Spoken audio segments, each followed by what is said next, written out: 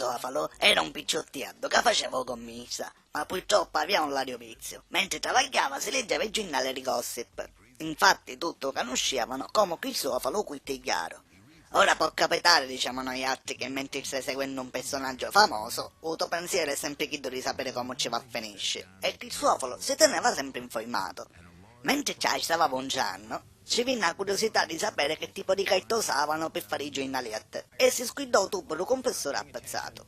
Io ci riuscivo a me frate, a Belen tra le parerati essa. Cristoforo era un bravo picciotto. Come punciava Eddo, non ne punciava Noddo.